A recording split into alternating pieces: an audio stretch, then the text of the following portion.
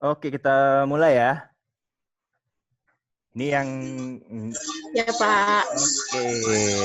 Assalamualaikum warahmatullahi wabarakatuh. Selamat siang, salam sejahtera untuk kita semua. Ini pertemuan sebenarnya kuliah ke-9 ya, tapi karena yang 8 kan UTS, jadi saya buat kuliah 8 aja lah ya, nggak masalah. Dengan Pak Bagus, sebentar saya cek dulu.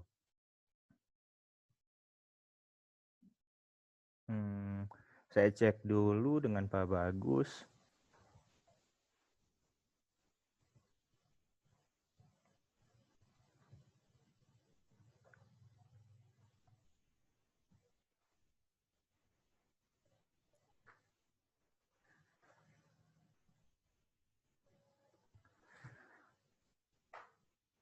Dengan Pak Bagus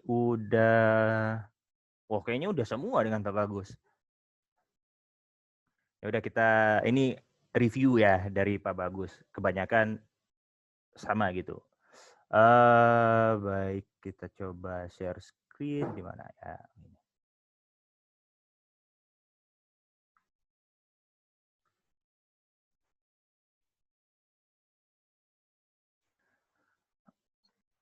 Oke, kita mulai. Ini kita bahas tentang eksplorasi sejarahnya dulu ya, eksplorasi hidrokarbon bukan hanya minyak bumi gitu.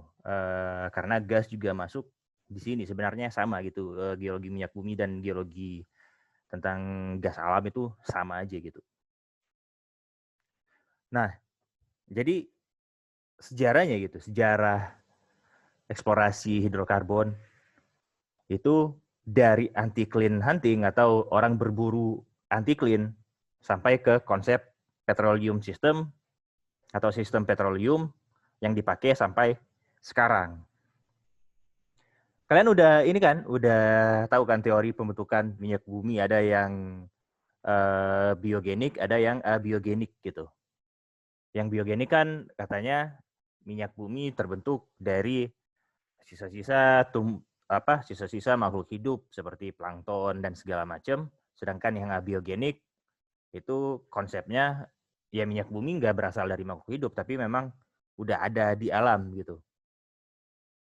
Nah itu sebenarnya ada hubungannya dengan petroleum system, tapi itu bakal kita bahas di kesempatan lain. Kita bakal mulai dari orang berburu anti clean sampai orang mengembangkan konsep petroleum system. Nah, jadi pada awalnya itu orang itu hanya berburu anti clean. Jadi ketika dari data seismik dulu kan hanya 2D ya. Data seismik 2D ada tampilan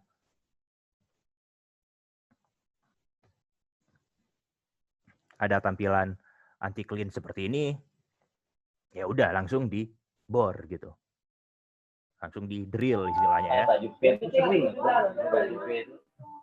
Langsung di drill. Masuk.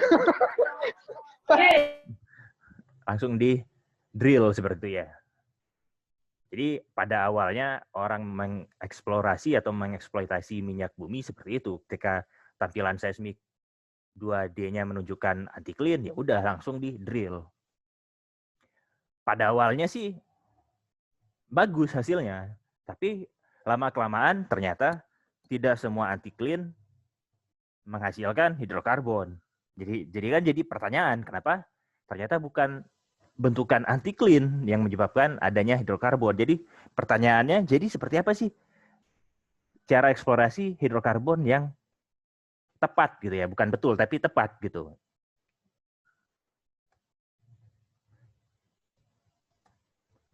Nah, jadi orang berangkat dari anti clean hunting gitu. Kemudian konsepnya sekarang udah berubah. Jadi sistem petroleum gitu. Apa sih maksudnya sistem petroleum? Nah, ini kita bahas ininya dulu ya, bahas sejarahnya sedikit ini. Pertama itu anti clean hunting, penerapan pertama kali secara ilmiah konsep geologi dalam eksplorasi migas itu dimulai pada 1861. Kemudian sekarang itu ya konsep eksplorasi hidrokarbon itu adalah petroleum system. Itu mulai diperkenalkan oleh Dow pada tahun 1972 dan 1974. Kemudian disempurnakan oleh si Perodon 1980.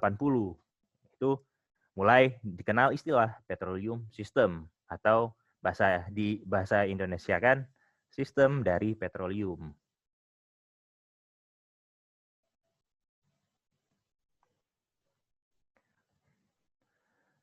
Nah, ini kita bahas tentang ini ya, tentang anti-clean hunting-nya dulu. Nah, pertama kali yang mencetuskan bahwa hidrokarbon atau oil and gas itu terdapat di anti-clean hunting itu berdasarkan observasi dari Sir William Logan gitu, menghubungkan terdapatnya rembesan minyak dengan struktur anti-clean di Pulau Gas di mulut Sungai Saint Lawrence, Kanada. Nah, ternyata dari sini observasi pertama yang menghubungkan terdapatnya minyak bumi dengan anti-clean. Ternyata dari struktur anti-clean ada rembesan di surface-nya gitu. Oh, ternyata ketika ada anti-clean, kemungkinan besar ada hidrokarbon atau migas gitu. Nah, kemudian pada tahun 1859, Kolonel William Drake itu membor minyak secara komersial di dekat rembesan. Itu adalah awal dari industri migas.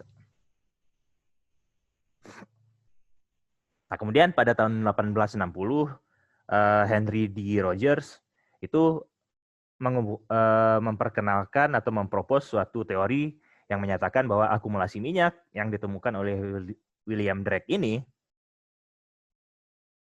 itu terdapat pada sumbu anti-clean. Nah, mulai dari situ orang berlomba-lomba mencari anti-clean gitu. Nah, ini 1861 Sterihan tadi dia ceramah atau dia publikasi di Montreal, Kanada gitu, di History of Petroleum. Nah, kemudian teori ini ditunjang lagi oleh Andrews gitu, seorang guru besar geologi di Marietta, bahwa bisa menunjukkan bahwa ada minyak dan gas di sepanjang anti-clean. Nah, pada awalnya keduanya percaya bahwa akumulasi minyak pada puncak anti-clean adalah akibat retakan. Jadi migas yang terakumulasi di puncak anti-clean itu pada awalnya mereka percaya dia bisa terkumpul di sini. Itu disebabkan oleh adanya retakan di bawah sini. Kemudian dia terkumpul di sini. Kalau dia ada seepage atau rembesan, maka itu ada retakan atau fault yang di atas puncak sumbu anti-clean atau di sayap-sayap anti-clean. Maka dia bisa merembes.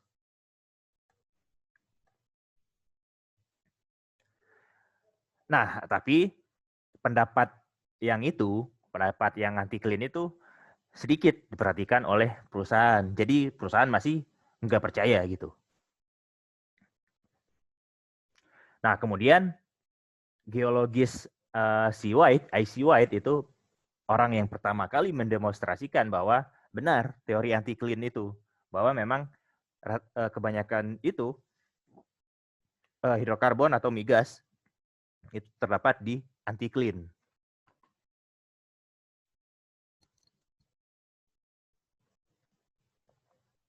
Nah, kemudian sejak bisa dibuktikan oleh si White ini, maka teori anti-clean diterima oleh geologis di zaman itu untuk digunakan dalam pencarian minyak bumi. Nah, kemudian mulailah era anti-clean hunting. Jadi orang berburu anti-clean gitu. Jadi setiap anti-clean udah dibor semua gitu. Jadi jangan heran, sekarang semua anti-clean itu pasti sudah dibor gitu. Nah, karena bisa dibuktikan oleh geologis, maka pada tahun 1897 pertama kali geologis dipekerjakan di perusahaan migas, yaitu adalah Southern Pacific Oil Company. Ini Amerika ya.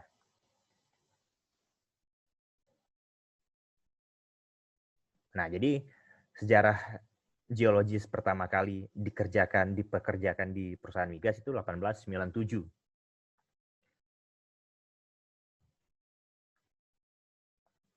Nah, pada awalnya konsep anti-clean cukup berhasil. Karena apa? Karena yang dibor adalah rembesan, yang ada rembesannya dan anti-clean.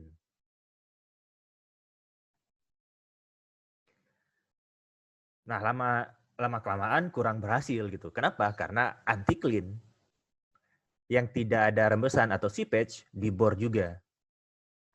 Nah, pada saat dibor, anti-clean yang nggak ada si rembesannya ini dibor, ternyata nggak ada akumulasi hidrokarbonnya. Jadi teori yang menyatakan anti-clean itu sudah pasti ada hidrokarbon, secara ini gugur gitu atau batal gitu. Jadi kan pemikirannya berkembang gitu. Jadi kenapa ada anti-clean yang menjadi tempat akumulasi hidrokarbon atau migas, dan kenapa ada yang enggak gitu. Jadi pemikirannya seperti itu. Kenapa ada anti-clean yang di drill atau di bor ada akumulasi hidrokarbon, tapi kenapa anti-clean yang di bor tidak menjadi tempat terakumulasinya hidrokarbon. Nah, kemudian pemikirannya berkembang. Nah, setelah diteliti, ternyata anti-clean yang mengandung minyak atau hidrokarbon adalah anti-clean yang terdapat batuan yang berpori. Nah, dari situ lahir konsep batuan reservoir. Jadi, nggak semua anti-clean menjadi tempat terakumulasinya hidrokarbon, tetapi anti-clean yang mengandung batuan yang terdapat batuan berpori atau batuan reservoir. Jadi konsepnya seperti itu, anti-clean hunting, kemudian konsep batuan reservoir. Nah, sebenarnya konsep ini sebetulnya sudah mulai dikemukakan oleh si Alexander Winchell dari Michigan pada 1860, bahwa batu pasir yang terdapat di anti-clean cukup mempunyai pori untuk menyimpan minyak, tetapi karena keberhasilan konsep anti-clean fenomena ini kurang diperhatikan. Jadi konsep batuan reservoir udah dikemukakan pada 1860, tapi karena ketika anti-clean yang dibor ternyata cukup berhasil, maka ini belum terlalu diperhatikan. Nah, setelah ada anti-clean, mereka menemukan anti-clean yang tidak mengandung hidrokarbon, maka konsep batuan reservoir ini mulai diperhatikan. Nah, jadi kan contohnya seperti ini.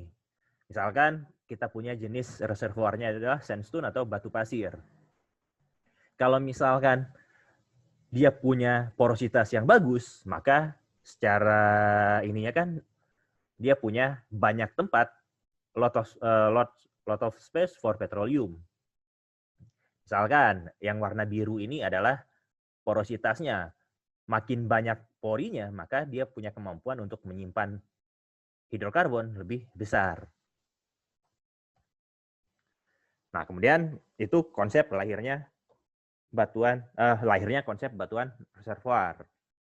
Jadi kan dari tadi anti-clean gitu. Jadi konsep pertama adalah anti-clean. Ternyata nggak cukup hanya anti-clean.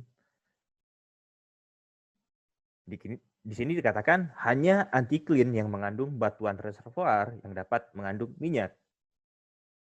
Jadi anti-clean yang mempunyai batuan reservoir.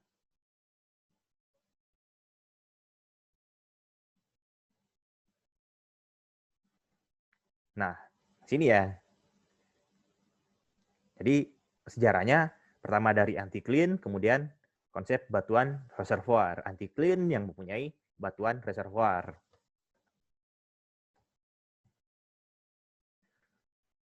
Nah, kemudian pemikirannya terus berkembang. Kenapa? Karena ditemukan pada saat itu ada struktur anti-clean yang di dalamnya juga terdapat batuan reservoir, Tetapi antiklin tersebut setelah dibor tidak juga mengandung hidrokarbon atau migas. Nah, orang kan jadi berdebat nih, apa sih penyebab kegagalan konsep antiklin yang mengandung batuan reservoir? Maka lahirlah konsep batuan induk atau source rock. Ini menjadi perdebatan karena tadi, perdebatan asal dari migas itu apa sih? Karena ada yang konsep biogen, ada yang abiogenik. Kalau nggak salah ini pencetus pertamanya itu orang Rusia lah, kalau nggak salah, silakan dicari ya itu. Saya udah agak lupa gitu. Nah, perdebatannya konsep batuan induknya di sini, origin dari migas atau hidrokarbon. Kalau misalkan dia benar berasal dari biogenik, maka konsep ini batuan induk bisa diterima. Kalau ternyata abiogenik, maka konsep batuan induk gugur secara otomatis. Tapi kenyataannya yang dipakai sampai sekarang adalah konsep biogenik. Karena memang petroleum system itu sudah bisa menjelaskan tentang keterdapatan dari hidrokarbon. Nah, ini petroleum system. Nah, ini seperti yang telah dijelaskan, udah sedikit dibahas ya. Tadi petroleum system itu 1972 dan 1974 dalam AAPG, Association American Petroleum Geologists itu SIDO pada 72 dan 74, dia menuliskan ini, intinya ini, oil source rock correlation. Nah, dapat memisah dan menghubungkan minyak dalam reservoir tertentu dengan batuan sumber tertentu. Itu nanti baru disebut dengan oil system, belum petroleum system. Nah, kemudian petroleum system, pertama kali kata-katanya ya, kata-kata sistem dari petroleum atau petroleum system itu pertama kali digunakan oleh Perrodon pada 1980 dan 1983. Tetapi dalam bahasa Prancis gitu. Nah, statement utamanya adalah sebagai berikut. Nih, ini ya statement utamanya. The geologic criteria governing the distribution of pools, and in particular the combined presence of source rock, reservoir, and seals, generally exhibit a certain geographic extension which is reflected by the formation of a family of pool, or even better, a petroleum system, a structure set of natural elements of the same species or having the same function.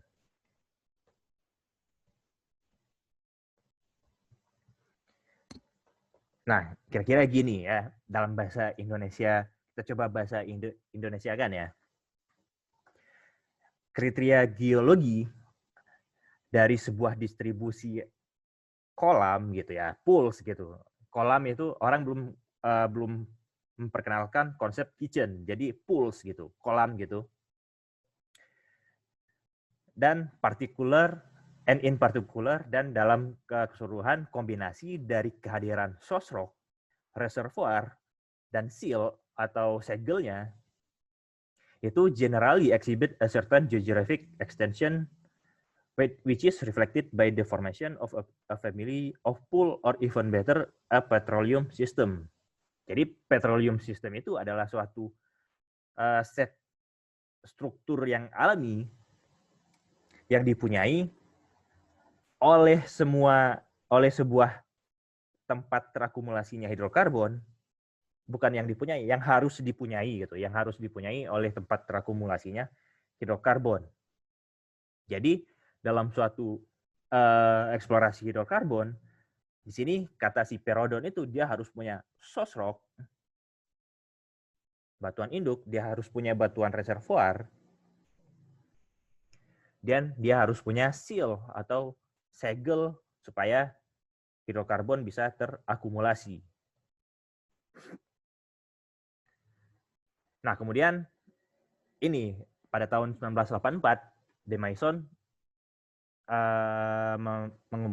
mempropos suatu konsep, yaitu generative basin atau cekungan yang bisa mengenerate cekungan yang bisa mengenerate hidrokarbon. Nah, di sini katanya generative basin itu adalah area yang terletak atau yang mempunyai suatu source rock yang matang gitu. Disebut petroleum generative depression or hydrocarbon kitchen. Jadi mulai di sini mulai dikenal istilah hydrocarbon kitchen. Apa sih hydrocarbon kitchen? Hydrocarbon kitchen itu adalah dapur dari hidrokarbon. Nah, katanya a generative basin is defined as the sedimentary basin that contain one or more petroleum generative depression. Jadi basin cekungan yang yang berproduksi itu didefinisikan sebagai suatu cekungan sedimen yang mempunyai satu atau lebih sebuah depresi yang bisa mengenerate petroleum. Jadi mulai dikenal istilah hidrokarbon kitchen.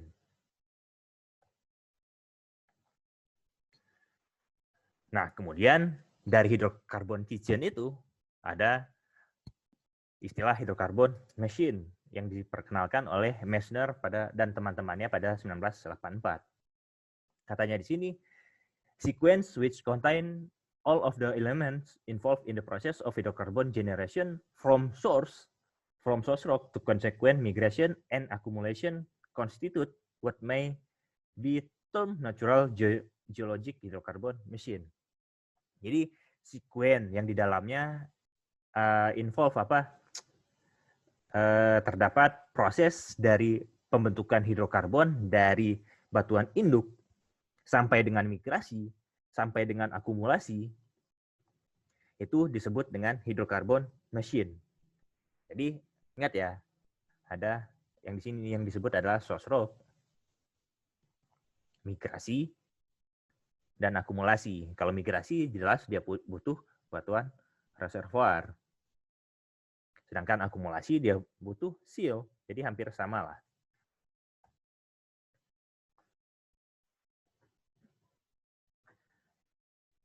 Nah ini kemudian dikembangkan lagi oleh Ulcimek pada tahun 1986 pada Independent Petroliferous System. Katanya a body of rock separated from surrounding rock by regional barrier to lateral and vertical migration of fluid, including oil and gas. Stratigraphically, an IPS atau Independent Petroliferous System is essentially homogeneous. It includes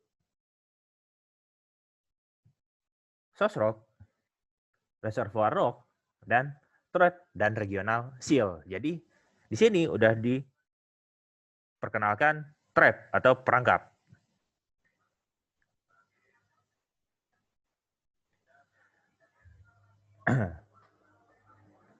Nah, kemudian si Megan pada tahun 1987 katanya the petroleum system emphasizes the generic relation between a particular source rock and resulting petroleum accumulation.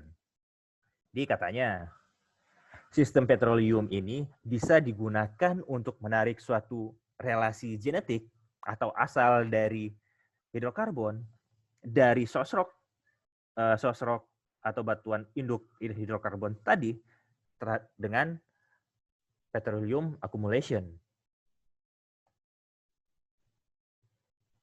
Nah, kemudian menurut Mengun dan Dow pada 1994 gitu.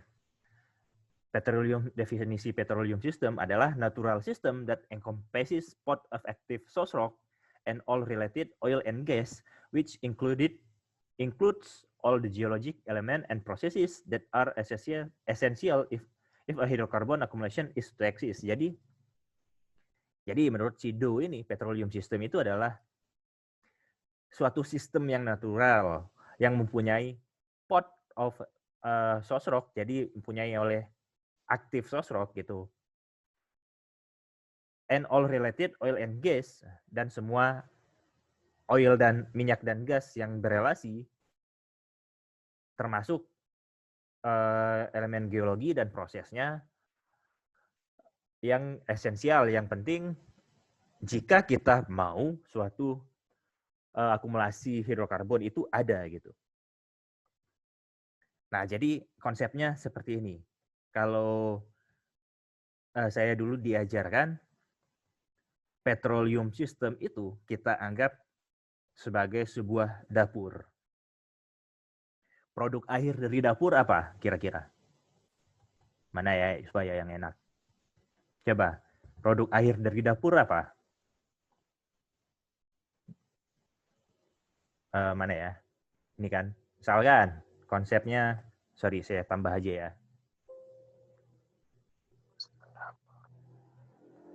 New slide.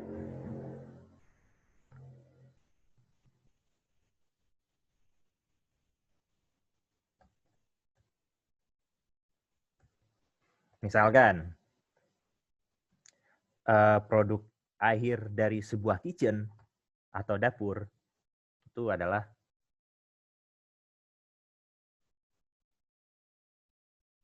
makanan atau minuman. Sebelum sampai ke makanan atau minuman, kita kemana dulu?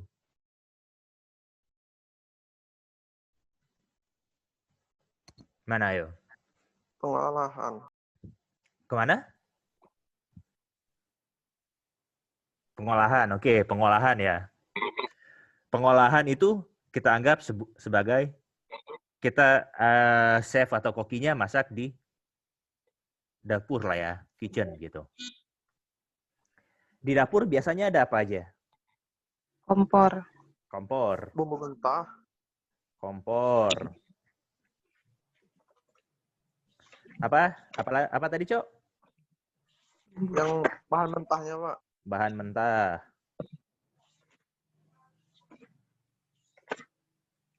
Oke, bahan mentah ya. Nah, kalau misalkan kompor, asosiasinya dengan apa?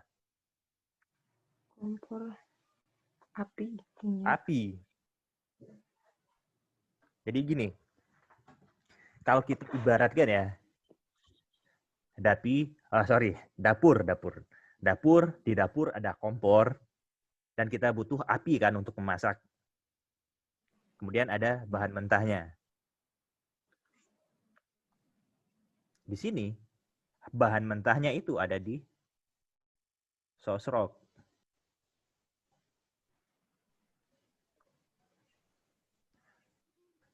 Nah, kalau misalkan ini kompor gitu, api, kalau kita masukkan ke sistem petroleum, kira-kira apa? Ini hidrokarbon ya.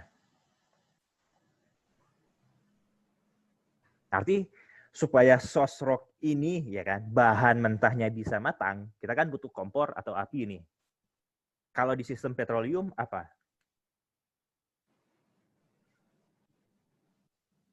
Masih ingat ini enggak? Semakin dalam, maka tekanan, pressure, dan temperatur makin tinggi. Artinya dia butuh apa? Butuh. Apa? Kalau misalkan saya bilang, oh semakin dalam terendapkan, maka tekanan dan temperatur pada batuan tersebut makin tinggi. Jadi dia butuh apa sih sebenarnya ini? Jadi bahan mentahnya ini butuh apa?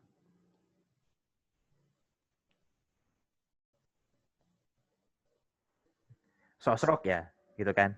Jadi ketika kita ngomong, oh kita masak bahan mentah untuk bisa jadi makanan atau minuman, kita butuh kompor. Kompor jelas dipanaskan dengan api. Kalau dengan dari source rock, apinya apa? Supaya dia bisa masak gitu. Nah, gini ya, konsepnya di sini Sosrok itu dia punya oil window dan gas window gitu. Jadi supaya untuk masak gitu kan, sosrok gitu, dia harus diendapkan pada kedalaman tertentu.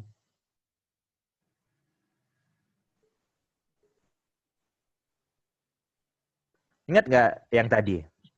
Katanya mana? Mature.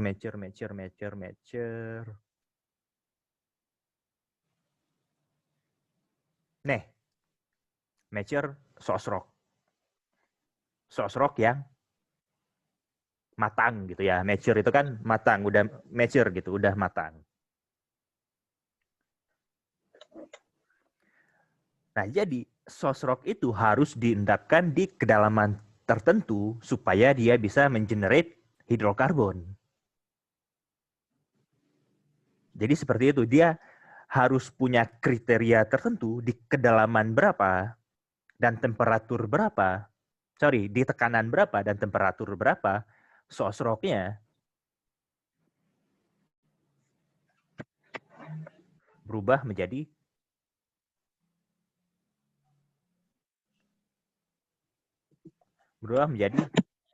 hidrokarbon. Jadi kompor atau api untuk mematangkan sebuah sosrok atau bahan mentah itu adalah kedalaman pengendapannya. Nanti itu bakal kita bahas di analisis batuan induk untuk lebih jelasnya setelah ini. Nah, dari sini, dari dapur, ini makanan minuman kita anggap di ruang makan lah ya.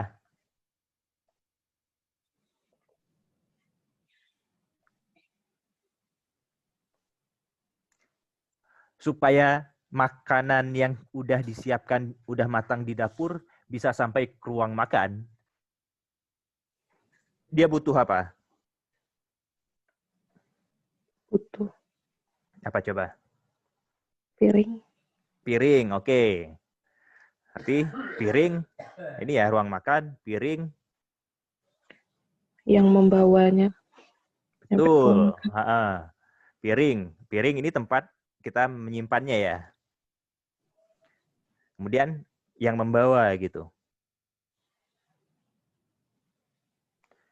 Nah, kira-kira konsepnya sama kan?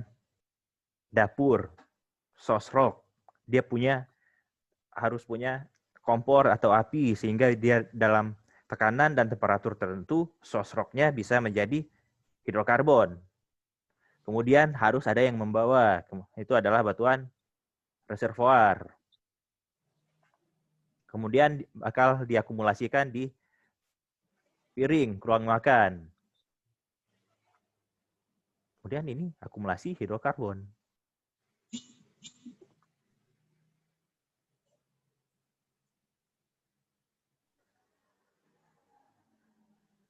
Nah, konsepnya seperti ini gitu. Konsep petroleum system itu. Jadi kalian harus punya elemennya, harus punya sosrok, harus punya batuan reservoir, harus punya trap, dan harus punya seal. Kalau salah satu dari itu nggak ada ya percuma gitu. Kalaupun kalian punya sosrok yang bagus, yang oil prone, yang bisa menghasilkan oil gitu. Tapi kalau dia belum masak, ya belum bisa. Nggak dapat apa-apa. Atau kalau kalian pernah dengar istilah ini, shale gas. Kalau shale gas itu, dia dipotong sampai sini.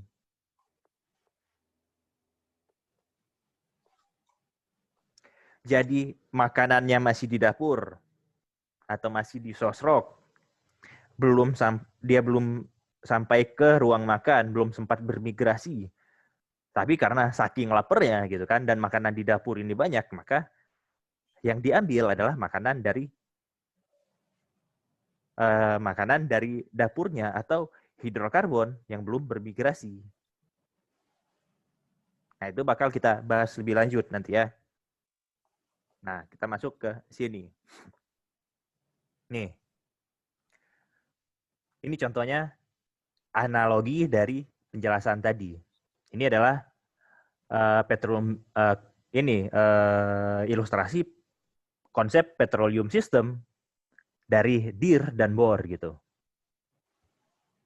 Ini dipublikasikan tahun berapa ya? 1994. Nih, anggaplah seperti ini. Kita buat sayatan dari A sampai A aksen. A sampai dari sini sampai sini. Dia punya pot of active source rock. Jadi ini udah mature ya, mature source rock.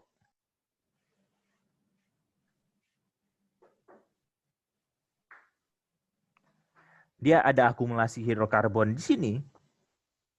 Kemudian ada akumulasi hidrokarbon di sini, di sini, di sini, di sini, dan di banyak. Yang merah-merah ini adalah akumulasi hidrokarbonnya. Kemudian ada yang namanya immature source rock gitu.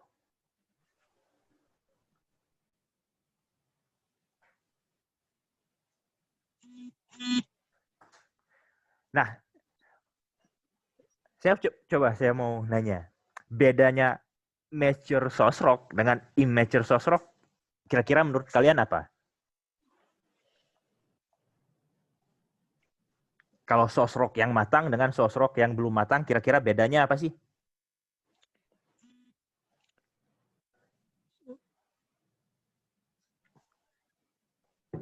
Ayo coba. Tadi kan udah jelasin nih, source rock yang matang, dia harus terendapkan di kedalaman tertentu sehingga memenuhi tekanan dan temperatur.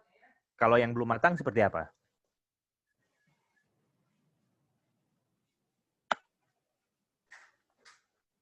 Ayo coba, siapa ya? Saya tanya ya.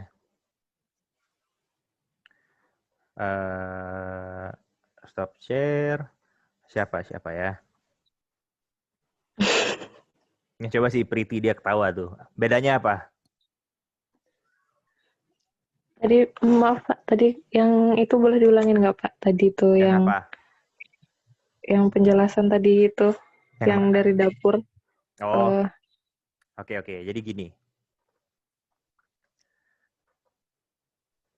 Iya, yang saya tanyakan kan beda source rock yang matang, mature sama immature kan. Iya. Nah, kitchen atau area kitchen gitu. Kitchen itu ini ya, aktif source rock gitu. Ketika dia dimasak, dia harus punya, kalau kita ibaratkan kompornya, harus punya apinya kan. Nah, source rock ini, kalau kita mau ibaratkan dapur, apinya itu adalah tekanan dan temperatur gitu. Kan konsep sedimen kan udah ngerti ya, makin dalam dia terendapkan, maka temperatur dan tekanannya makin tinggi gitu kan. Benar kan? Ketika dia terendapkan makin dalam, maka secara alamiah dia punya temperatur dan tekanan yang makin tinggi. Sehingga bahannya itu, source rock-nya itu bisa matang gitu. Nah, kalau kita balikkan ke konsep ini, pengendapan source rock-nya, maka yang mature itu yang mana? Yang dia seperti apa? Temperaturnya rendah berarti Pak? Enggak lah, temperaturnya tinggi gitu. Kalau yang immature, gini, nanti bakal kita bahas ya, tapi ini konsepnya aja gini. Mature itu, tadi kan ada yang namanya oil window dan gas window. Jadi, misalkan source rock kita punya oil window di temperatur sekitar 400 derajat Celcius. Dan gas window-nya di 475 derajat Celcius. Nah, dia bisa dikatakan matang gitu kan, mature source rock, artinya ketika batuan induknya tadi sudah mencapai suhu 400 derajat Celcius. Nah, untuk mencapai 400 derajat Celcius, dia harus punya kedalaman tertentu kan? Iya kan? Artinya kalau yang immature, dia kedalamannya belum mencapai untuk dia bisa mengenerate atau menghasilkan hidrokarbon. Jadi seperti itu konsep mature dan immature. Jadi seperti itu. Ini jenis sosroknya sama gitu, tapi ada apa ya istilahnya itu ada pada kedalaman tertentu dia mulai bisa mengenerate gitu, mengenerate hidrokarbon. Nah, apakah yang immature ini punya potensi untuk bisa menghasilkan hidrokarbon? Jelas, tapi kita harus tunggu gitu. Kita harus tunggu ketika yang ini mencapai kedalaman ini. Nah, ini kan hasil slicing A sampai A aksen ditunjukkan di sini. Nih. Ini tadi kan, ini ada kita punya trap 1. Sorry, mana tadi? Ini kan. Ini 1, 2, 3. Nih. Yang merah ini adalah petroleum accumulation. Yang hijau adalah top of oil window. Yang merah ini adalah bottom of oil window.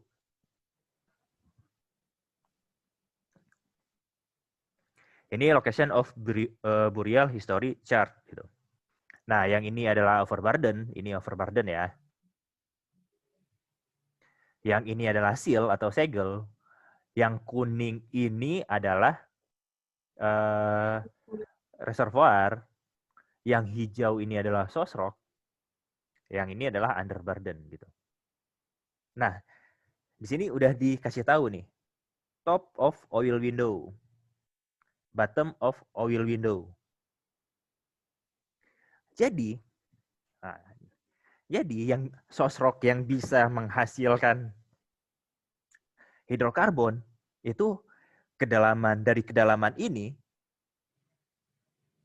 sampai ini. Ini kan juga source kan? Tapi karena dia belum mencapai kedalaman ini, dia belum mencapai kedalaman oil window, top of oil window, maka dia belum bisa menghasilkan hidrokarbon. Tapi kalau ditanyakan apakah dia punya potensi untuk menghasilkan hidrokarbon, iya jelas ketika kedalaman yang di atas ini sudah mencapai top of oil window dan bottom of oil window. Nah, dari sini ketika dia sudah menghasilkan hidrokarbon, maka dia bakal bermigrasi melalui batuan reservoir. Dia bakal bermigrasi ke trapnya. Maka bakal terkumpul di sini, dan bakal terkumpul di sini. Jadi konsepnya seperti itu. Konsep dasarnya seperti itu. Jadi anggaplah dapur gitu. Atau kalian pesan makan di mana ya? Makan di mana? Di saung gitu atau dimanapun kan kalian pesen dulu. Kokinya harus masak. Kokinya masak, dia harus punya bahan mentah dan dia harus punya kompor api. Jadi seperti itu. Bahan mentahnya source rock atau batuan induk. Sedangkan api untuk kompornya itu berasal dari kedalaman ini. Kedalaman terendapkannya source rock gitu. Ketika dia matang, dia bakal tergenerisasi dan dia bakal pindah ke reservoir karena konsep fluida kan. Fluida itu mengalir dari tekanan pressure yang tinggi ke pressure yang rendah. Dia bakal gini sampai dia terperangkap. Jadi konsep dasarnya seperti itu. Nih, konsep dari petroleum system ini sama gitu. Nah, ini mungkin kalian udah pernah lihat lah ya, ini. Ini sedimentary basin dari cekungan sedimen. Kita bahas tentang petroleum sistemnya. Nah, di sini faktor ekonominya belum terlalu kelihatan. Karena ini baru studi. Tapi ketika kita udah masuk ke play konsep, sampai ke prospecting, ini sangat penting. Karena apa? Karena kita bakal menentukan drill location gitu. Drill location atau drill point.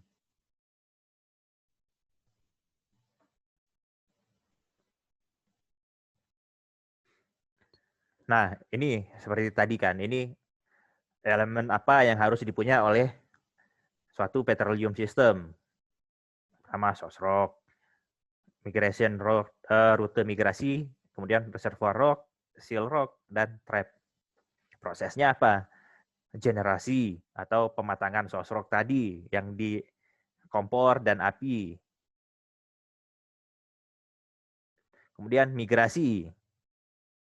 Dia pindah dari source rock ke reservoir rock.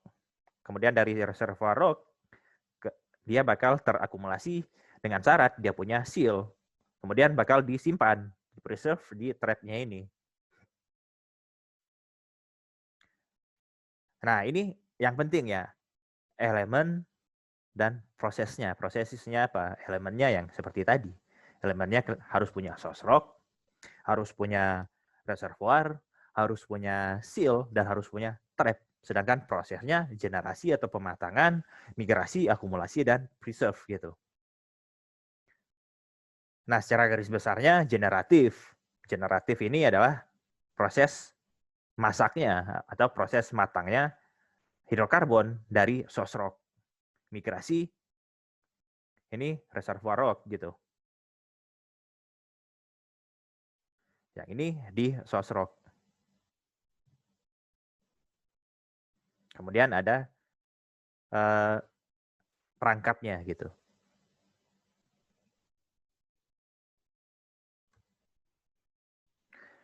Nah, ini bakal kita bahas lebih lanjut ya.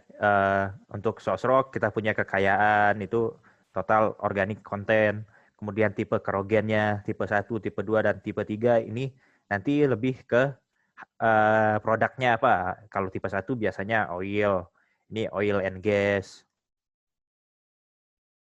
Ini kalau tipe 3 lebih ke gas. Nih, kemudian ada kematangan thermal. Ini setelah ini kita bakal bahas. Ini juga bakal kita bahas nanti. Nah, apa sih? Jadi geologis di sini perannya itu hampir mirip dengan detektif. Nih, katanya memprediksi di mana oil dan gas bisa tergenerate dengan menggunakan remote sensing. Kemudian menggunakan beberapa alat untuk mengumpulkan data gravity and magnetic, rock distribution, and geophysical imaging, computer processing and visualization. Kemudian menggunakan konsep untuk mengembangkan model teori anti-clean dan petroleum system. Kemudian membuat analisis ekonomi dan merekomendasikan posisi drill atau posisi pengeborannya. Nah, ini kan Never Say Never bukan ini ya, bukan lagunya si Justin Bieber itu ya. Tapi sini lebih ke jangan pernah menyerah gitu pada suatu area eksplorasi. Nih, bisa ide yang baru, bisa alat yang baru, atau bisa perubahan ekonomi. Sehingga kita bisa menemukan penemuan new discoveries in old area. Jadi di area lama kita juga bisa temukan lapangan yang baru gitu. Bukan lapangan yang baru, yang ini lokasi sumur yang baru gitu. Nah, ini harus ditanamkan di otak kalian ya, supaya otak kita dalam sebagai geoscientist. Katanya, oil itu atau hidrokarbon itu pertama kali ditemukan di pikiran seorang manusia. Sorry, ini man or woman lah ya, karena banyak cewek di sini. Jadi, iya, oil itu pertama kali ditemukan di dalam pikiran dari geoscientist gitu. Jadi kalau kalian yakin konsepnya udah benar, maka kita bisa ambil keputusan. Oke, kita coba bor di daerah ini. Ini kan dapat menemukan cadangan migas baru di daerah mature dengan konsep baru. Atau di daerah yang produktif dengan konsep baru.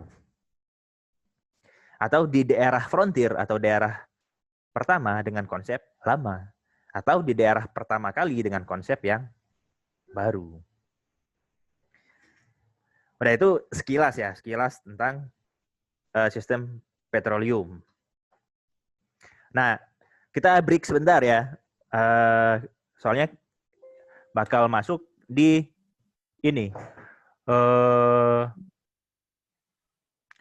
Kita bakal masuk di analisis batuan induk. Tapi break sebentar, nanti kita mulai lagi jam 1 ya, jam 1 lah. Silakan bagi yang pengen sholat terlebih dahulu, nanti kita bakal masuk di sini. Tentang analisis batuan induk.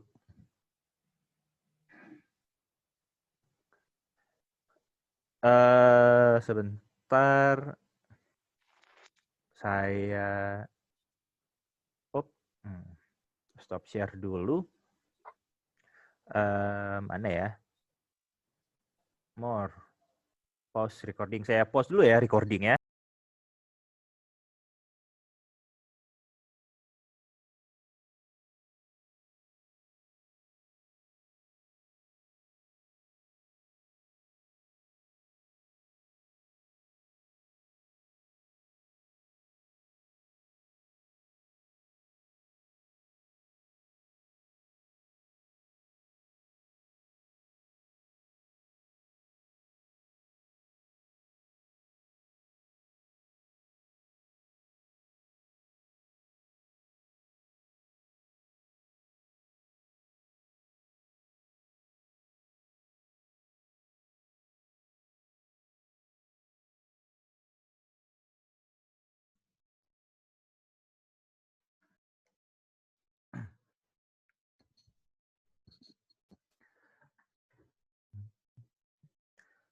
Udah ya, kita mulai lagi ya.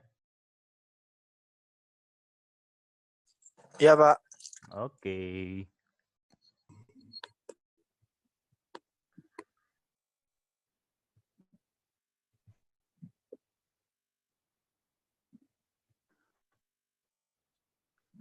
Nah, ini kita masuk ke analisis batuan induk atau source rock analysis ya.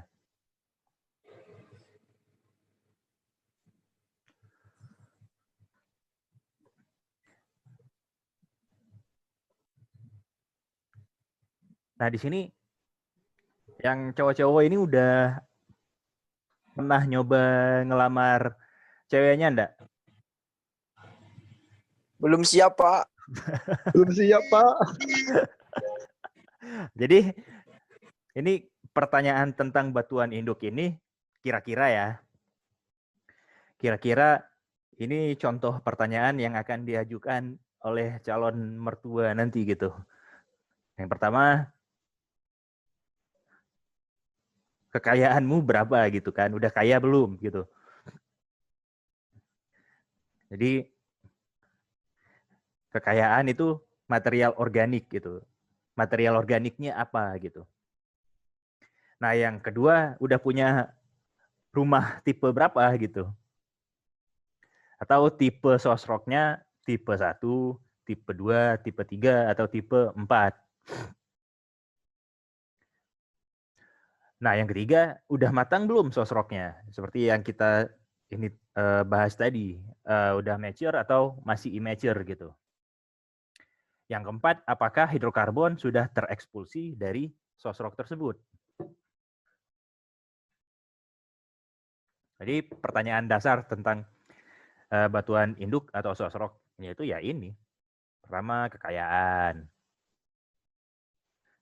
Kedua, tipe kematangan, serta apakah dia sudah terekspulsi dari hidrokarbonnya sudah terekspulsi dari batuan induk. Nah, kita coba bahas satu-satu ya. Nah, yang pertama, kalau kita bicara tentang kekayaan batuan induk, itu kita harus bicara tentang seberapa besar potensi dari batuan induk atau batuan sumber itu untuk bisa menghasilkan hidrokarbon. Katanya di sini, jumlah material organik atau MO dalam batuan induk penting untuk menentukan potensi. Berdasarkan dua alasan, potensi apa sih gitu kan. Yang pertama itu, jumlah minimum material organik harus dipenuhi untuk suatu ketebalan dan pelamparan tertentu agar jumlah ekonomis migas tercapai. Jadi suatu batuan induk ketika dia dikatakan batuan induk yang baik gitu, dia harus punya jumlah minimum material organik sesuai dengan ketebalan dan pelamparan dari batuan induk tersebut. Kenapa? Agar jumlah ekonomis migas yang berpotensi di-generate atau dihasilkan pada batuan induk tersebut tercapai.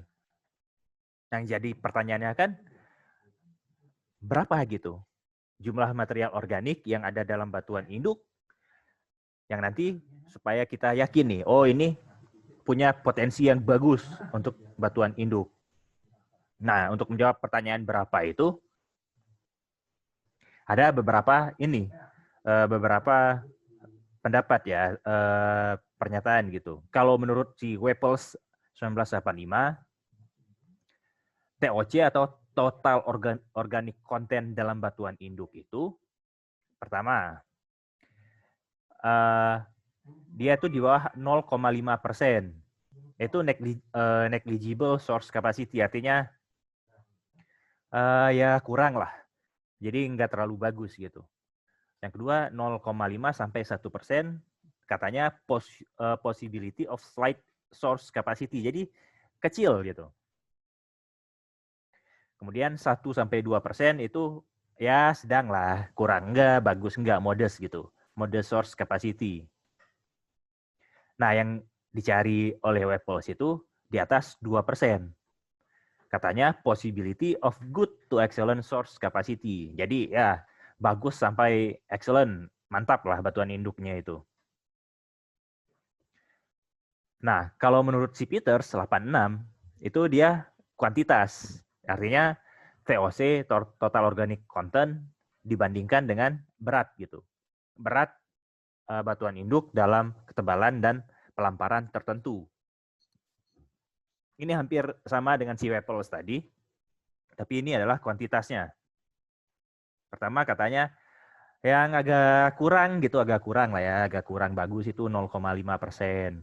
Kalau yang sedang ya bagus enggak, jelek enggak itu 0,5 sampai 1%. Kalau yang bagus gitu untuk source rock atau batuan induknya itu 1 sampai 2%. Sedangkan untuk yang sangat baik, sangat bagus itu di atas 2%. Nah, yang pertama tadi kan jumlah minimum gitu ya. Jumlah minimum material organik yang harus dipenuhi agar ini jumlah ekonomis dari hidrokarbon atau migasnya tercapai. Nah, yang kedua itu adalah konsentrasi minimum yang harus dipenuhi oleh batuan induk agar batas ambang migas tercapai dan hidrokarbon terperas keluar gitu. Nah, nanti di migrasi itu bakal kita bahas lebih lanjut ini. Migrasi itu kan ada yang primer, ada yang sekunder. Jadi kenapa konsentrasinya ini harus terpenuhi? Agar hidrokarbon bisa terekspulsi. Maksudnya yang tadi itu, kalau kalian masih ingat pertanyaannya kan? Ekspulsi gitu. Nah, menurut si Momper pada 1978, batas ambang jumlah bitumen itu adalah ininya ya, material organiknya, agar dia bisa terekspulsi, itu 15 barrel liter acre foot atau 50 juta barrel liter per million kubik gitu.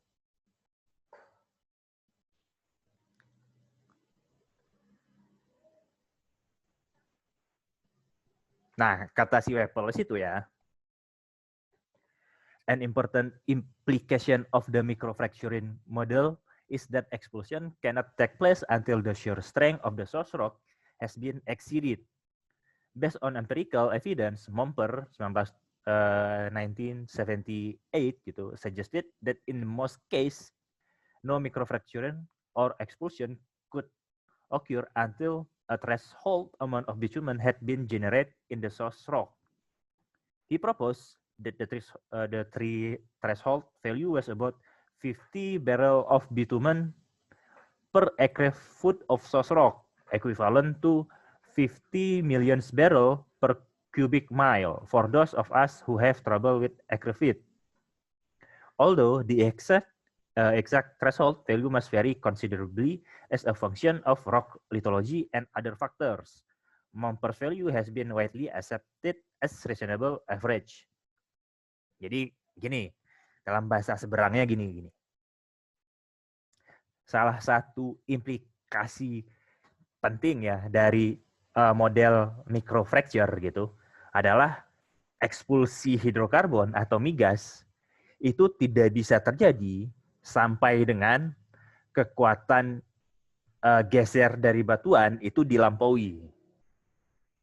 Jadi berdasarkan bukti empiris, Momper pada tahun 1978 mempropos atau mengusulkan bahwa pada kebanyakan kasus tidak ada microfracture atau hidrokarbon yang bisa terekspulsi sampai dengan batas dari bitumennya itu telah tergenerasi atau telah menjadi hidrokarbon pada source rock. Nah, dia si Momper ini mempropos atau mengajukan bahwa batas atau nilai threshold-nya itu sekitar 15 barrel bitumen per acre foot of source rock. Jadi dia harus punya 15 barrel of bitumen per acre foot atau hektar dari source rock. Nah, itu kalau orang Amerika kan dia nggak pakai pakai hektar atau dia pakai mil kan gitu. Atau ekuivalen dengan 50 juta barrel per mil gitu. Mil kubik ya. Jadi ya 1 mil itu sekitar 1,5 kilo. 1,5 kilo jadi ya 1,5 kilo pangkat 3 itu dia harus punya 50 juta barrel bitumen dalam 1,5 mil gitu, kubik mil gitu kan. Walaupun nilai pasti dari ambang batas itu pasti bervariasi sesuai dengan fungsi dari litologi batuan dan faktor lainnya. Momper value nilai yang diberikan oleh si Momper ini telah bisa diterima sebagai ya reasonable lah, bisa sebagai rata-ratanya masih bisa diterima gitu. Nah, ini nanti bakal kita bahas di ini ya, migrasi primernya. Tapi yang jelas ketika kita bicara tentang berapa banyak konsentrasi dan berapa banyak jumlah minimum, itu kita harus punya patokan gitu. Kenapa dia disebut bagus atau excellent itu ada patokannya. Kenapa? Nanti bakal kita bahas itu hubungannya dengan migrasi primer dari hidrokarbonnya. Nah, katanya kan ini udah disebut nih di sini, dikasih kisi-kisinya nih sama si Momper ini. Katanya, saya ulangi ya, tidak ada microfracture atau rekahan kecil atau ekspulsi yang bisa terjadi sampai dengan threshold atau nilai batas dari bitumen itu telah tergenerasi pada source rock gitu. Kenapa? Karena itu tadi kembali ke kalimat awal yang di atas. An important implication of the microfracture model is that expulsion cannot take place until the shear strength of the source rock has been exceeded. Jadi dari model microfracture atau rekahan yang sangat kecil itu, ekspulsi hidrokarbon primer dari source rock ke reservoir gitu, itu nggak bisa terjadi gitu. Sampai dengan kekuatan kuat geser batuan tersebut dilampaui oleh ini bitumen yang terbentuk tadi. Bitumen itu kalau kalian masih bingung, bitumen bisa kita anggap inilah hidrokarbon yang sudah terbentuk di source rock, tapi dia belum terekspulsi. Nah ini contohnya, ini ya apa namanya itu ekuivalensi atau konversinya. Kalau kita anggap 1 barrel itu sama dengan 158 liter atau desimeter kubik, maka 158 kali 10 pangkat minus 12 km kubik gitu. Nah, jadi kalau 50 juta barrel itu 0,0079 km kubik.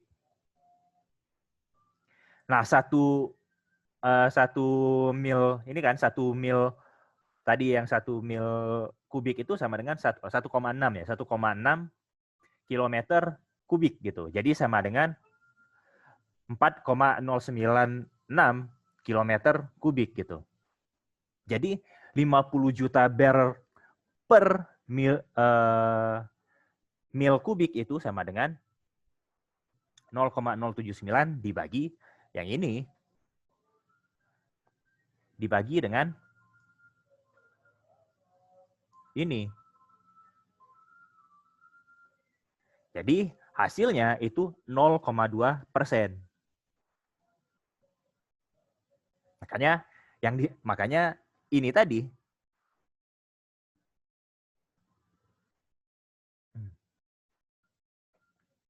ini 0,5 sorry nih 0,5 sampai 1, 1,1 sampai 2 dan 2 di atas 2%.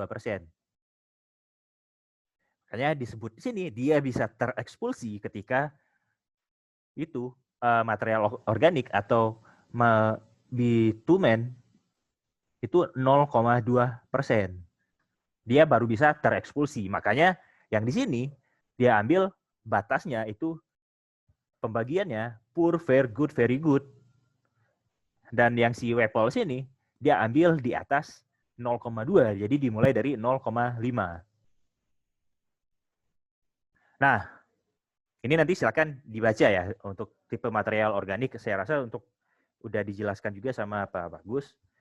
Ada yang namanya tipe kerogen tadi. Seperti pertanyaan tadi kan, kekayaannya berapa, tipenya apa.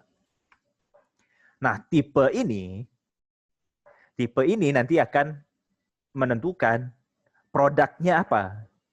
Kalau kerogen tipe 1 itu, kalau 1 itu dia oil prone. Dia cenderung menghasilkan minyak bumi. Kalau tipe 2 itu oil and gas prone. Dia menghasilkan dua-duanya. Oil, minyak bumi, dan gas. Sedangkan tipe 3 dia lebih cenderung menghasilkan gas atau disebut gas prone. Nah, pembentukan kerogen tipe 1, 2, dan 3 tergantung atas kontribusi alga, bakteri, tumbuhan tinggi, dan plankton. Yang ini itu tergantung atas paleoekologi dan lingkungan pengendapannya. Jadi yang ini juga tergantung atas lingkungan pengendapannya.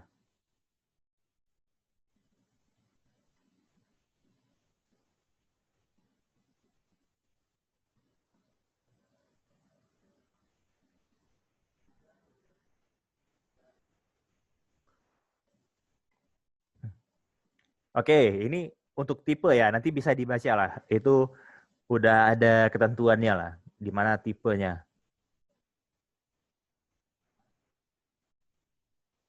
Nah, katanya lagi semakin kaya hidrogen dan miskin oksigen, itu untuk kerogen tipe 1 dan tipe 2.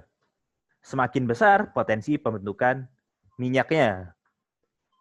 Tapi kalau dia semakin miskin hidrogen dan kaya oksigen, untuk kerogen tipe 3 itu semakin cenderung akan membentuk gas.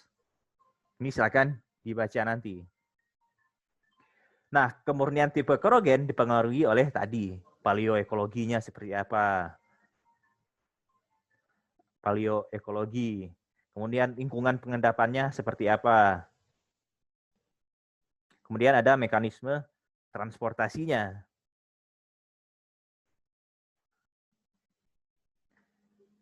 Nah, untuk penentuan tipe material organiknya itu kita pakai analisis unsur. Unsur hidrogen terhadap karbon dan oksigen terhadap karbon. Dan bisa dipakai pirolisis, itu hidrogen indeks terhadap oksigen indeks.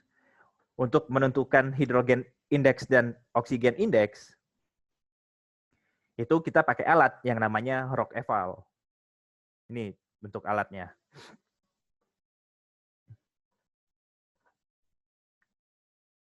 Ini adalah rock eval gitu. Jadi source rock yang sudah ini ya, yang sudah di-prepare itu ditumbuk halus, kemudian dimasukkan dalam oven.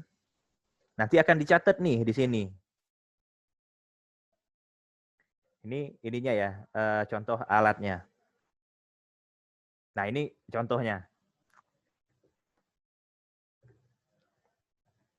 Ini ya, contoh batuan yang telah dipreparasi. Kemudian ini oven atau tungku pirolisisnya. Ini temperaturnya. Ini nanti dia bakal dipanaskan dengan menggunakan aliran HE. Ini kan. Nanti bakal dicatat gitu oleh detektor hidrokarbon dan detektor CO2-nya, CO2-nya. Nah, nanti yang dicatatnya itu adalah S1, S2, dan S3. Itu bukan ini ya, bukan tingkatan studi, tapi memang istilahnya. S1 itu adalah hidrokarbon volatil. Apa sih maksud hidrokarbon volatil? Jadi kan di source rock itu ada namanya bitumen ya, atau ini hidrokarbon material organik. S1-nya itu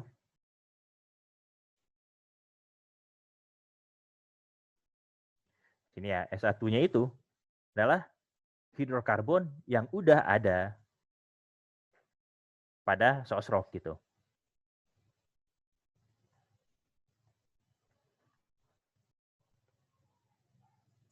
Sedangkan S2 adalah hidrokarbon yang tergenerasi dari pemanasan ini. Sedangkan S3 itu adalah pirolisis kerogennya. Pembakaran kerogennya. Jadi yang dicatat adalah ini. Ini S3. Ini diagram skematik rock eval diadaptasi dari WEPL 1985. Jadi yang dicatat di ketika kita menggunakan analisis pirolisis pada rock eval adalah ini, S1, S2, dan S3. Contohnya seperti apa? Ini. Nih. Ini ya. Ini lihatnya dari sini. Ini startnya di temperatur 300 derajat Celcius. Ya? Oke, Pak. Dia mulai dipanaskan di 300 derajat Celcius. Kelihatanlah ini. Oh, ternyata dari sosroknya itu hidrokarbon yang sudah ada berapa banyak gitu.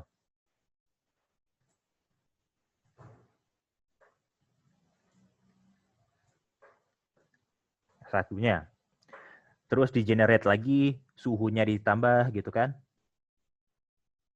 Oh, ternyata ketika di sini, Tmax ini, ingat kan tadi yang konsep dapur itu tadi kan? Ketika dia dipanaskan, maka hidrokarbon ini, material organiknya akan menghasilkan hidrokarbon. Dicatatlah nilai Tmax-nya di sini. Kemudian di sini, 550. Dia bakal turun, kemudian akan dicatat hasil pembakaran kerogennya, hasil pembakaran pirolisis kerogennya di S3. Nah, ini contohnya ya. Contohnya. Ini contoh analisis rock eval. Nih, source rock-nya udah dianalisis bahwa TOC-nya itu 2,6%. Jadi kalau di atas 2% kan itu menurut si Peters itu kan good to excellent kan. Jadi ini yang mantap lah ya, yang oke punya lah source rock-nya. Nah, source rock ini 0,889 adalah hidrokarbon yang memang sudah ada pada source rock tersebut. Dia dipanaskan terus sampai menghasilkan diperas habis hidrokarbonnya. Jadi dia bakal mengubah material organiknya sampai menjadi minyak dan gas gitu. Itu nanti dicatat tuh jumlahnya berapa. Dan dicatat Tmax-nya berapa. Kemudian S3 adalah hasil pirolisis kerogen, pembakaran kerogen dari material organiknya. Nah, di sini kan dapat Tmax kan.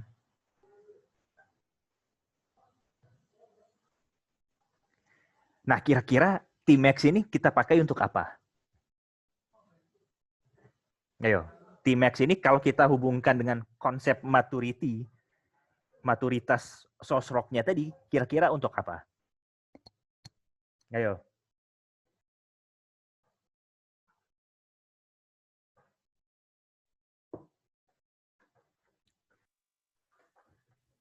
Ada yang bisa enggak?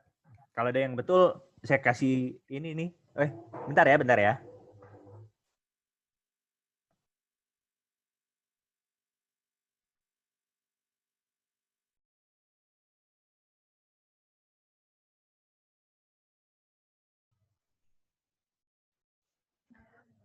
Ayo, kalau ada yang bisa, ini saya kasih ini loh, saya kasih apa ya enaknya. Saya kasih +5 lah, +5 untuk ditambah di ini nilai akhirnya. Kira-kira nilai Tmax ini nanti kita pakai untuk apa? Ayo, lumayan loh +5 ini. Ayo, kira-kira untuk apa?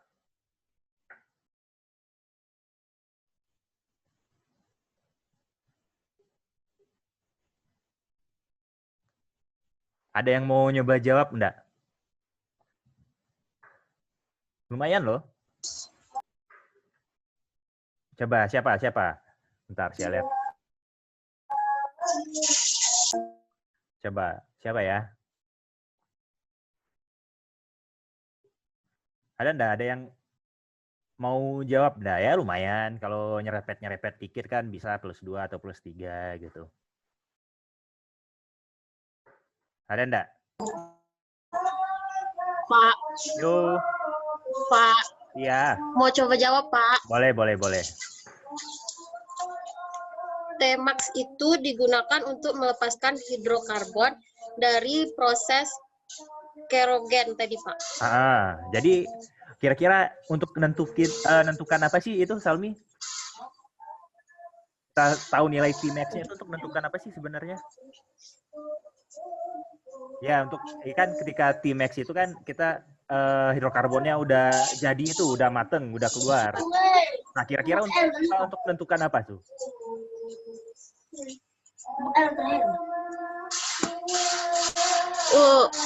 Untuk menentukan pematangan material organik. Ya, Kalau tidak salah. Oke. Kalau kematangannya tadi kan kita butuh apinya tuh. Kalau di ininya apa? Kalau di ininya gimana? Kalau kita bawa ke konsep sistemnya untuk nentuin apa dari sosrok nih?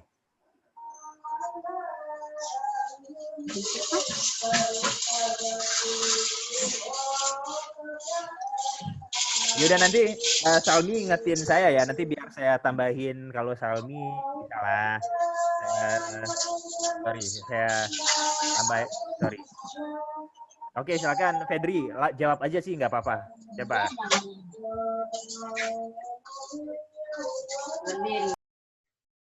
Silakan Fedri, nanti Salmi plus 2 lah ya, lumayan. Oke, silakan Fedri. Untuk pematangan hidrokarbon sehingga terjadi eksklusi, Pak. Ya, itu nanti kita bahas seperti apa. Untuk apanya gitu? Untuk nentuin apa sih sebenarnya? Nentuin apa sih sebenarnya itu? Ayo.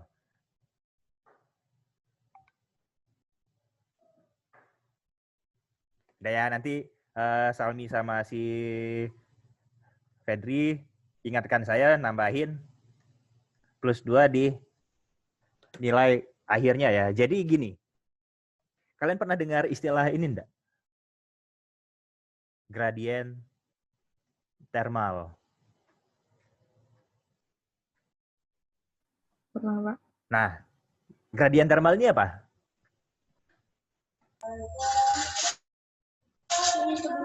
Peningkatan temperatur, Pak. Peningkatan temperatur berdasarkan kedalaman kan? Iya. Bentar, ada yang ngechat saya. Nah, coba ayo Aditya, Kevin, silakan. Langsung jawab aja nggak apa-apa gitu. Silakan. Nah, tadi sebenarnya jawabannya kurang lebih Salmi, Pak. Cuman udah keduluan. Oh ya udahlah gitu ya. Sudah si Pin plus 1 nanti ingetin saya ya. Jadi gini, gradien thermal itu kan peningkatan temperatur per kedalaman gitu kan. Misalkan dengan kita kedalamannya naik gitu ya. Sorry, ini naik lah ya. Misalkan kedalamannya naik turun ke sini 1 meter, maka mungkin 0,5 derajat Celcius gitu penambahan temperaturnya. Gitu ya. Nah, gini. Ini kan ada namanya Tmax ya. Jadi hidrokarbon mulai tergenerate atau dia mulai keluar atau sosrok mulai menghasilkan hidrokarbon itu di di temperatur ini 440 kan. Nah, kalau kita misalkan kita punya informasi, kita ngebor ya, dengan misalkan kedalamannya ini sekitar 900 meter gitu. Dan bottom hole temperatur itu dia di sekitar 110 derajat Celcius. Kira-kira kalau misalnya kita punya nilai Tmax nilai temperatur ketika sosrok mulai menggenerasi atau menghasilkan hidrokarbon, dan kita punya nilai informasi ini bottom hole temperatur misalkan 900 meter dan temperatur paling bawahnya ini 110 derajat Celcius.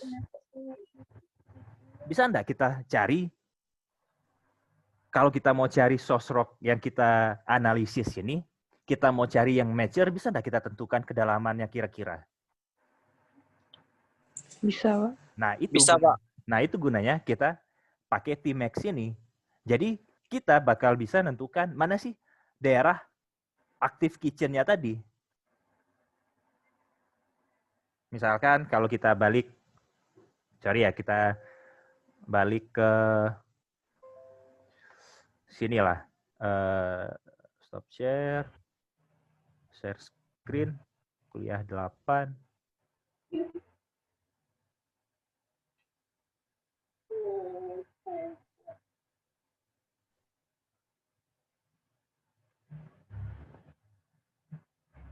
Nah, di sini. Nah, di sini kan yang saya tanyakan tadi, kenapa yang ini disebut daerah aktif gitu, source rock aktif. Sedangkan yang ini tidak, karena ini tadi. Karena kedalaman yang ini, kedalaman source rock ini udah masuk ke temperatur yang dibutuhkan gitu. Misalkan temperaturnya tadi 440 ya, 440 derajat Celcius. Dengan kedalaman yang ini, temperatur yang berada di daerah sekitar sini, dia udah 440 derajat Celcius. Makanya bisa menentukan kedalaman dari zona kitchen-nya atau dapurnya. Jadi seperti itu, kenapa sangat penting gitu. Ya, kita balik ke sini.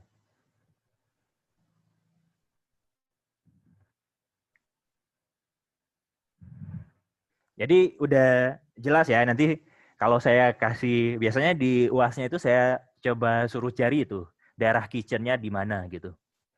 Saya kasih petanya, silakan dicari kitchen-nya gitu. Jadi ngerti kan ya, kenapa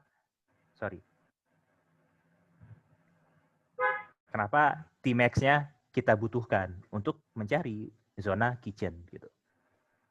Oke ya, nah ini contoh aja gitu. Ini contoh gitu. Nah, ini contoh. Nah, ini ada contoh yang out of place hidrokarbon. Jadi, ini ada hidrokarbon yang masuk ke sampel gitu. Jadi, S1-nya sangat tinggi. Kemudian ada yang diesel contamination. Nah, ini Van Crevelen ya. Ini untuk menentukan tipe dari hidrokarbon. Tipe dari kerogen gitu. Nah, ini perbandingan unsur atom hidrokarbon. Hidro dan karbon, ini oksigen dan karbon. Nah, karena kita alat yang paling umum dipakai adalah ini, apa sih namanya tadi, Rock-Eval, maka itu dimodifikasi jadi seperti ini. Untuk mendapat hidrogen index, yang ini kan, Rock-Eval dia punya hidrogen index dan oksigen index.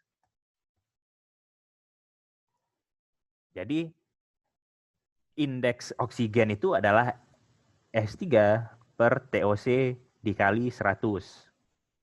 Kalau yang indeks hidrogen itu S2 per TOC dikali 100.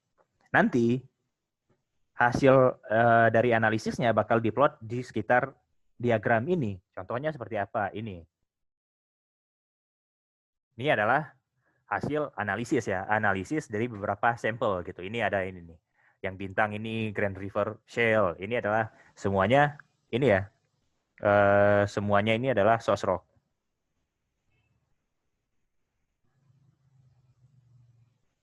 Nih yang bintang di sini nih. Nih. Itu kerogen tipe 1 karena dia lebih dekat ke ini kurva yang ini. Nih Upper Cretaceous Duala Basin itu kerogen tipe 3 karena lebih dekat ke sini. Lower Torsian itu kerogen tipe 2. Nah, dari situ kita bisa tentukan ini kira-kira produknya apa sih? Apakah dia oil apakah dia atau dia gas gitu. Nah, ada pertanyaan enggak? Silakan yang bertanya. Jangan sampai salah lagi ya nentuin zona kitchennya, soalnya bakal saya tanyain kok di UASnya itu. Nah, dapat tuh kisi-kisi UASnya 1. Kira-kira ada pertanyaan enggak? Belum Pak untuk sekarang. Oke, silakan Fedri. Yang bisa slide sebelumnya lagi, Pak. Yang ini. Bukan. Ini kan? Yang sesudah T-Mac tadi, Pak. Ini. Nah, iya tuh. Sebelahnya. Yang sebelahnya. Ini. Ya, Pak. Kenapa?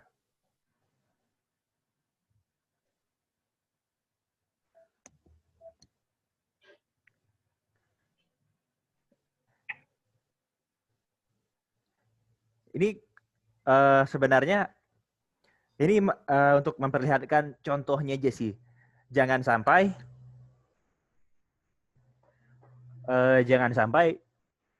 dalam preparasi sampelnya itu ada kontaminasi gitu. Ini contohnya ada out of place gitu. Jadi dalam preparasi mungkin ada beberapa hidrokarbon yang masuk gitu ke dalam. Soalnya kan nanti untuk persiapan untuk rock eval itu apa sih namanya tuh? Sauce rocknya itu bakal digerus gitu. Jadi setelah digerus dia bakal dibakar di dalam ovennya. Kemudian ini ada kontaminasi dari diesel gitu atau minyak gitu ya. Makanya S1-nya jadi banyak itu.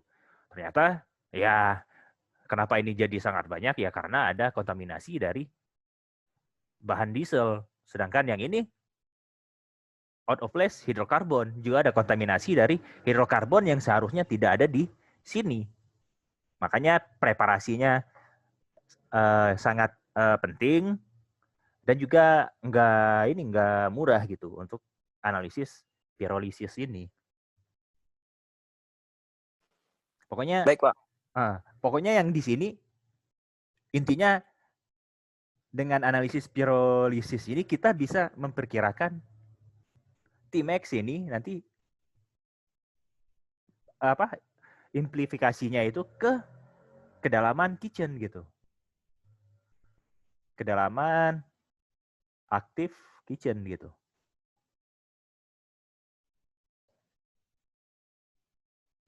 Tuh.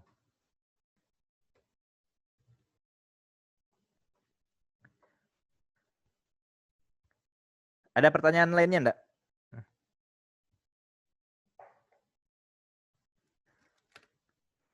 Oke, kalau nggak ada, saya rasa untuk pertemuan ini masih ada. Salmi mau nanya enggak? Iya, Pak. Izin bertanya, Pak. Yang mana? Yang tingkat kematangan pada sosrok tadi, Pak. Itu kan pada tingkat kematangan tertentu, sosrok itu kan mengalami transformasi menjadi hidrokarbon, cair atau gas gitu, Pak. Efek dari transformasi itu ada enggak, Pak? Ada. Itu nanti kita bakal bahas di migrasi. Jadi sabar ya, Salmi ya. Jadi kan karena ini ya, karena iya, Pak. Material itu kan material organik. Di sini kan kelihatan nih. Material organiknya akan dimasak gitu ya. Akan dimasak menjadi hidrokarbon. Tentu ada yang namanya kerogen. Jadi kerogen itu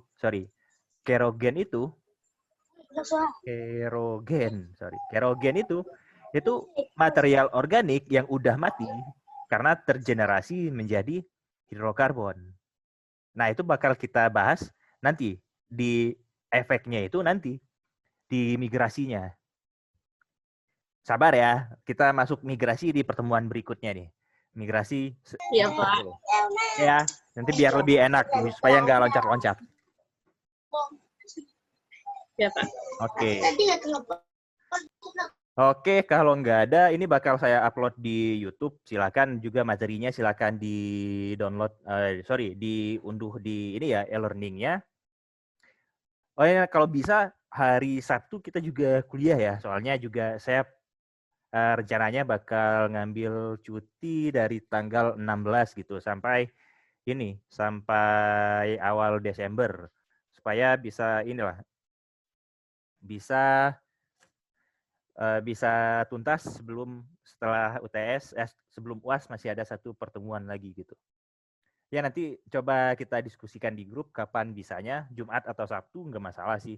Coba didiskusikan dulu ya, nanti artinya bakal masuk ke migrasi primer dan migrasi sekunder untuk pertemuan ini 9, 10, 11, 12 itu migrasi primer sekunder, 13, 14 itu kita masuk ke trap dan batuan reservoir. Kemudian 14 itu kita masuk SEAL, 15 kita coba kerjakan soalnya supaya kita lebih bisa analisis dari suatu lapangan. Oke, ini bakal saya share di YouTube, jadi silakan dilihat, nanti bakal saya upload. Silakan bagi yang pengen ngelihat atau sambil tiduran atau yang teman-temannya yang belum bisa hadir di kuliah pada siang hari ini, silakan ditonton ya. Oke, terima kasih. Saya rasa udah cukup untuk pertemuan ini. Semoga ini ya, supaya nggak apa-apa kalau masih bingung, itu artinya ada progresnya. Kan awal dari kemajuan itu bingung dulu, awal dari ngerti adalah bingung dulu gitu. Terima kasih atas perhatiannya. Selamat sore, semoga kita selalu sehat. Saya tutup. Assalamualaikum warahmatullahi wabarakatuh.